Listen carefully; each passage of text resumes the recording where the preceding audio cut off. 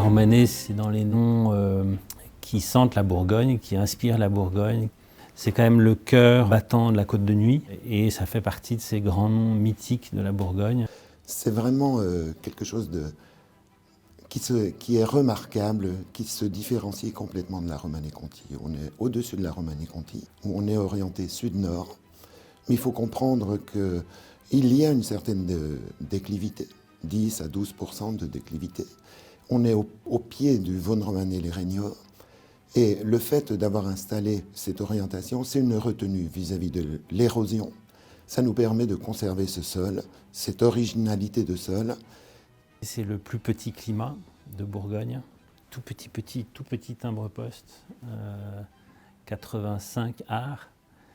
C'est un petit cailloutis de calcaire qui va descendre des Regnault, qui va s'installer ici, qui va constituer un sol peut-être plus profond, plus tempéré aussi. Les analyses de sol, le comportement de la vigne, les comportements de ces climats, on parlait de comportement, vous voyez, on en a des traces dans l'histoire. Et ces traces, les Bouchard avaient cette grande qualité d'écrire beaucoup, de consigner beaucoup, d'observer et de noter.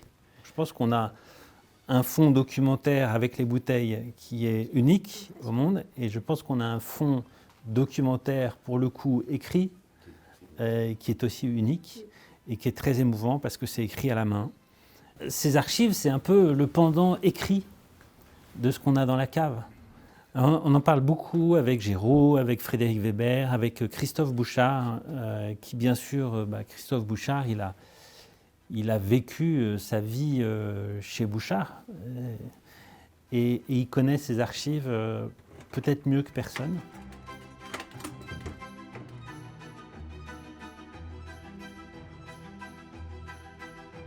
Tout ça, ce sont des documents qui ont été écrits par mes ancêtres.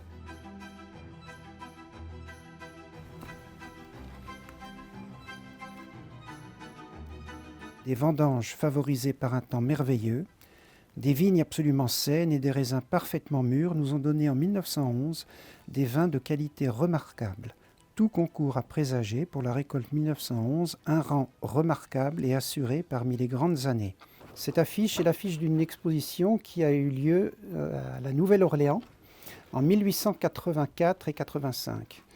Et d'ailleurs, on voit que ces vins qui sont présentés ont déjà été présentés à Paris en 1878 et à Melbourne, en Australie, en 1880 et 81.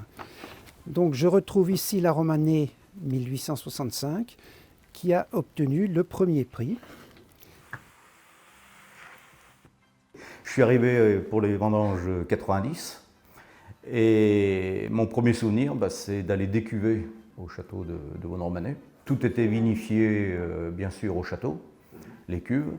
Les métayers s'occupaient de la vinification sous l'assistance et le conseil de la maison Bouchard Père et Fils, depuis le millésime 1976. Et au moment du décuvage, on apportait notre soutien au domaine pour permettre de décuver la Romanée. J'ai eu la chance aussi, début 91, d'être en charge du rebouchage, notamment de tous les vins du 19e, de la maison. Et de ce fait, là je suis rentré, je dirais, dans l'appellation et dans tout ce qu'elle procure comme plaisir, notamment à travers des millésimes plus qu'exceptionnels comme 1862, 1865.